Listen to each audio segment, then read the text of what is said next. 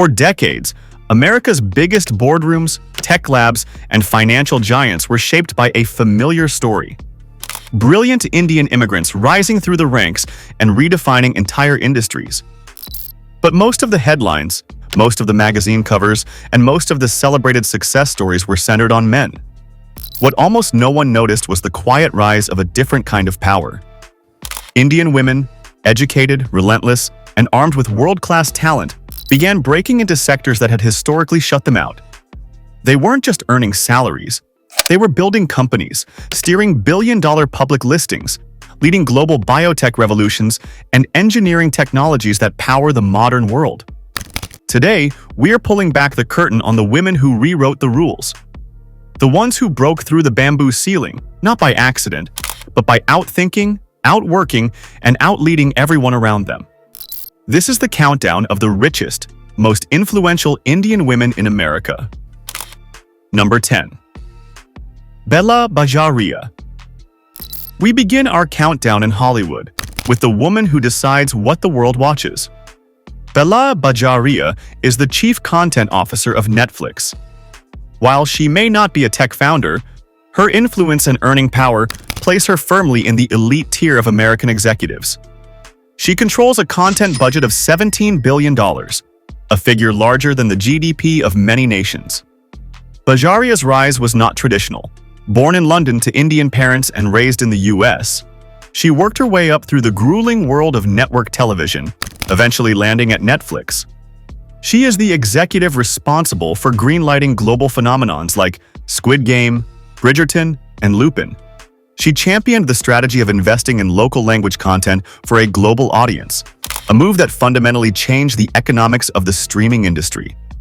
Her position grants her immense power in the media landscape, and her compensation reflects that.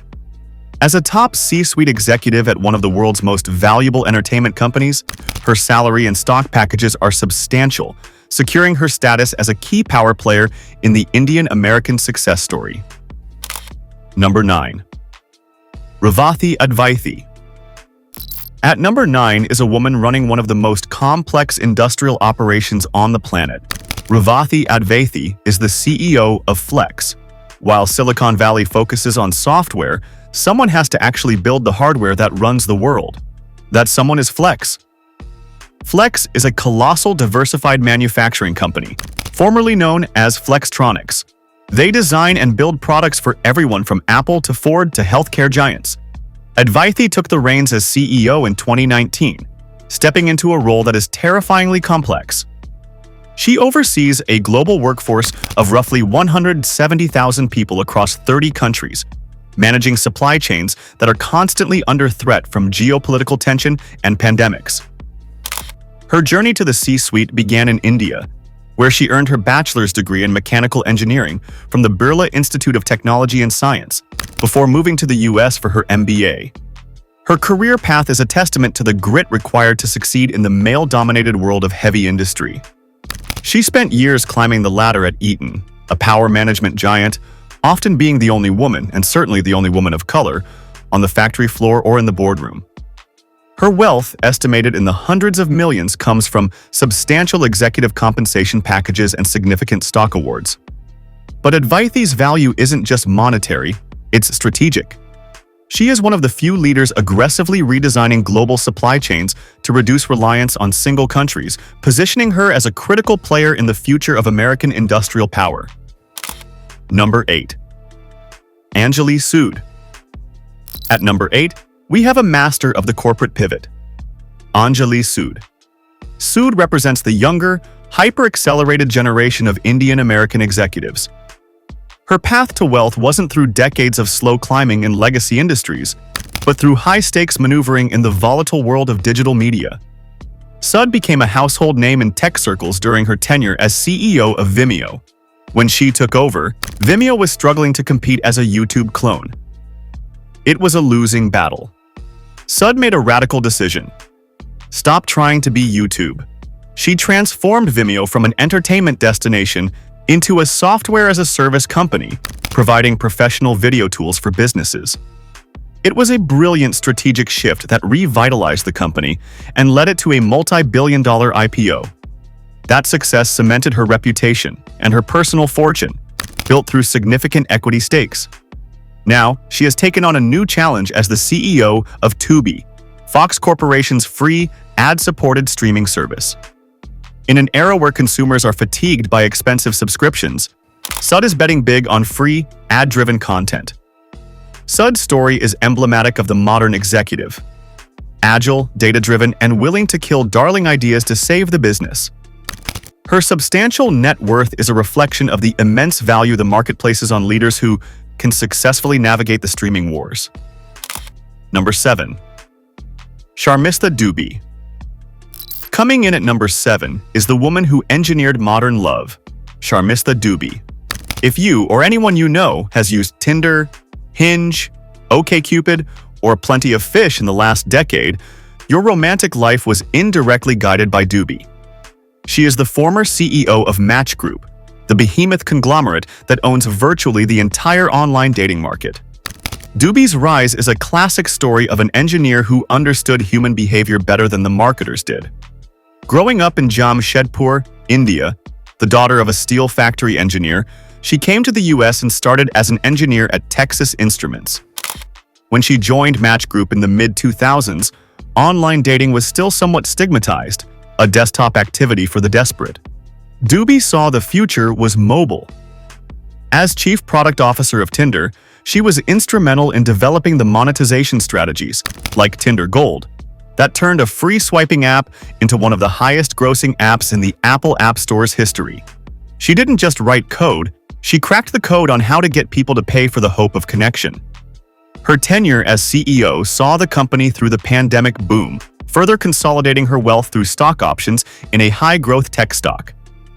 While she stepped down as CEO in 2022, her impact on the digital social fabric remains immense, as does the fortune she accrued building it. Number 6. Padmasree Warrior. Number 6 is perhaps one of the most recognized and respected names in Silicon Valley over the last 20 years. Padmasree Warrior. Warrior is the ultimate veteran tech executive. She has held some of the most demanding technical leadership roles in the industry.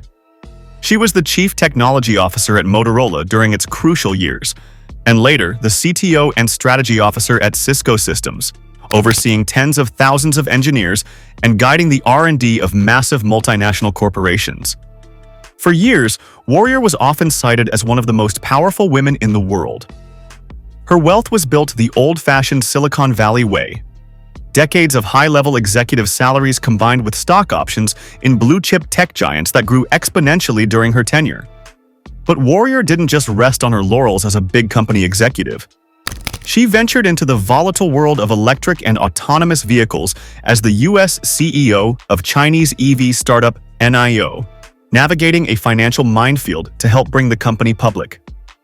Today, she is focused on her own venture, Fable, a reading platform focused on mental wellness, while simultaneously sitting on the boards of massive players like Microsoft and Spotify. Her position on this list reflects not just a single big exit, but a sustained decades-long accumulation of wealth and influence at the absolute apex of the technology sector. Number 5. Reshma Kewalramani. At number 5, we leave Silicon Valley and head to Boston, the hub of global biotechnology, to meet Reshma Kewalramani. Kewalramani is a rarity, a physician-scientist who also possesses the killer instinct of a Fortune 500 CEO. She is the head of Vertex Pharmaceuticals, a $100 billion biotech giant dedicated to creating transformative medicines for people with serious diseases. Born in Mumbai and immigrating to the US at age 11, Kewalramani's path was academically rigorous, a medical degree, followed by training at Harvard's Massachusetts General Hospital. But she left clinical practice for the high-stakes world of drug development, first at Amgen and then Vertex. Becoming CEO of Vertex in 2020 made her the first female CEO of a large US biotech company. The wealth in biotech is astronomical if you succeed. Under her leadership, Vertex has not only fortified its monopoly on cystic fibrosis treatments, generating billions in annual revenue, but has also pioneered a revolutionary CRISPR gene editing therapy for sickle cell disease, a landmark moment in medical history. Kewal Ramani's compensation packages are consistently among the highest in the healthcare sector, often exceeding $50 million annually. Her wealth is a direct reflection of the immense value the market places on companies that can successfully bring life-saving, cutting-edge science to market. Number 4. Indra Nooyi. Number 4 needs almost no introduction. She is an icon, a trailblazer, and for a decade was arguably the most powerful businesswoman on Earth. Indra Nooyi. While her estimated net worth, often cited in the hundreds of millions, might be surpassed by the tech billionaires later on this list, Nooyi's inclusion in the top 5 is mandatory based on sheer influence and the barrier-breaking nature of her career. Growing up in Madras, now Chennai, India, she was a rebel who played in an all-girl rock band and played cricket, before moving to the US to attend Yale School of Management. Her ascent to the CEO role at PepsiCo in 2006 was a watershed moment. She was a woman, an immigrant, and a person of color leading one of America's most iconic consumer brands. Nooyi didn't just run PepsiCo, she fundamentally changed it. She introduced the philosophy of performance with purpose, steering the massive junk food freighter toward healthier options, diversifying the portfolio into teas, juices, and snacks that weren't just sugar and salt. It was a controversial, difficult battle against entrenched shareholders, but she prevailed, driving the company's stock up by nearly 80% during her 12-year tenure. Her wealth was accrued through consistently high executive compensation and long-term stock ownership in a global staple. Since retiring from PepsiCo, she sits on the boards of Amazon and Philips, her influence undiminished. Nooyi proved that an Indian woman could not only sit at the head of the table in corporate America, she could redesign the table itself. We have now reached the upper echelon. The threshold changes here. The women in the top 3 didn't just earn high salaries as hired CEOs. They are founders and builders who own significant equity in the massive enterprises they helped create. They have crossed the line from multimillionaires to bona fide billionaires. Number 3. Neha Narkhede. At number 3 is the youngest member of our top tier, representing the new guard of software billionaires, Neha Narkhede. Narkhede's fortune is built on something invisible to most consumers, but essential to the modern internet: data streaming. Her story begins at LinkedIn around 2010. The social network was growing explosively, and its internal systems couldn't handle the massive flood of data. User clicks, profile updates, connection requests, all happening in real time. Narkhede, along with 2 colleagues, Jay Krebs and June Rao, built an internal software tool to manage this data deluge. They called it Apache Kafka. They realized that if LinkedIn had this problem, every other major company in the world would soon have it too. In a bold move, they left the safety of LinkedIn to found a company based on this open-source technology. That company was Confluent. As Chief Technology Officer, Narkhede was the technical visionary. She helped turn a complex piece of back-end infrastructure into a slick, essential product used by 70% of the Fortune 500 companies. Banks use it to detect fraud instantly. Retailers use it to manage inventory in real time. Streaming services use it to recommend content. When Confluent went public in 2021, it was a massive debut, catapulting Narkhede into the billionaire club overnight. While tech stock valuations have been volatile since then, her significant stake in Confluent secures her position as one of the wealthiest self-made women in tech. She has since stepped back from day-to-day operations to become a venture capitalist, funding the next generation of founders, but her legacy as the queen of real-time data is secure. Number 2. Neerja Sethi. Number 2 is a pioneer of the industry that first put Indian tech talent on the global map: IT outsourcing. Meet Neerja Sethi. Sethi's story is the quintessential immigrant entrepreneur hustle. She came to the US in the late 1970s for her master's in computer science. In 1980, while working for a tech firm, she and her husband, Bharat Desai, spotted an opportunity. American companies needed programmers, and they knew how to find them.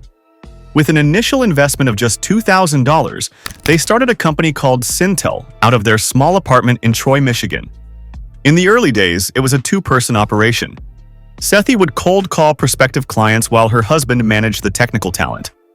They were operating in the pre-internet era, pioneering the model of connecting U.S. corporate demand with global tech talent. It was slow, grueling work, but they built the company brick by brick, year after year, avoiding venture capital and retaining ownership. Syntel grew into a massive global provider of integrated technology and business process services, employing vast numbers of people in both the US and India. The payoff for those decades of grind came in 2018. The French IT giant Atos SE acquired Syntel for a staggering $3 billion in cash. The sale cemented Sethi's status as a self-made billionaire. Today, her net worth hovers around the $1 billion mark. Nirja Sethi's journey from a Michigan apartment to a multi-billion-dollar exit is the blueprint for the first wave of Indian-American tech success. We have arrived at the summit. The gap between number 2 and number 1 is immense. We are now dealing with wealth that can shift entire industries. Number 1. Jayashree Ullal. At number 1 is the woman who took on the biggest bully in the tech playground and won. Jayashree Ullal. Ullal is not just a CEO. She is one of the most formidable competitors in the history of Silicon Valley hard tech. Her arena is networking, the high-speed switches and routers that connect the massive data centers of Google, Facebook, and Microsoft. For decades, this industry was a monopoly controlled by Cisco Systems. Ullal spent 15 years at Cisco, rising to become a powerful senior vice president, running their $10 billion data center business. She was comfortable, wealthy, and respected. She could have stayed there forever. But in 2008, she did the unthinkable. She left Cisco to become the CEO of a tiny fledgling startup called Arista Networks. Arista had a bold, some said suicidal mission: to build faster, smarter, software-driven networking gear that would undercut Cisco's dominance. It was a brutal fight. Cisco sued Arista in a massive, multi-year legal battle involving patents and copyrights that threatened to bankrupt the young company. Ullal didn't blink. She led the legal defense while simultaneously steering the company's aggressive product development and sales strategy. She forged deep partnerships with the cloud titans, the hyperscalers who needed Arista's speed to run their global operations. Under her leadership, Arista didn't just survive the lawsuits, they thrived. They went public in 2014, and the stock has been a rocket ship ever since. Why is she number 1? It's not just the $4 billion fortune. It's the type of fortune. Jayashree Ullal didn't inherit a penny of this. She didn't marry into it. She didn't make it in a soft industry. She made it in the absolute hardest sector of tech, enterprise hardware infrastructure, by beating the biggest incumbent in the world at their own game. She is currently one of the very few female CEOs in the world, of any ethnicity, running a company worth over $80 billion. Her success shatters so many stereotypes simultaneously. She proves that an Indian woman, born in London and raised in New Delhi, can dominate the boardrooms of Silicon Valley not just as a technical expert, but as a ruthless, highly effective capitalist. Her wealth is a scorecard of her competence. Every time you use the cloud, every time you watch Netflix, scroll Instagram, or use Microsoft Office 365, there is a very good chance your data is traveling through a switch that Jayashree Ullal's company built. She is the richest Indian woman in corporate America because she owns the plumbing of the digital age. From biotech breakthroughs that save lives, to networking systems that move the entire internet, to billion-dollar software platforms shaping the future of data, these women didn't inherit power, they built it. Their rise proves that the Indian-American success story is no longer defined by one profile or one path. It is multidimensional, global, and unstoppable. They shattered ceilings, rewrote expectations, and created fortunes that placed them among the most influential leaders in modern business. Which of these extraordinary women impressed you the most? Share your thoughts below, hit like, and subscribe for more stories about the people shaping tomorrow's economy.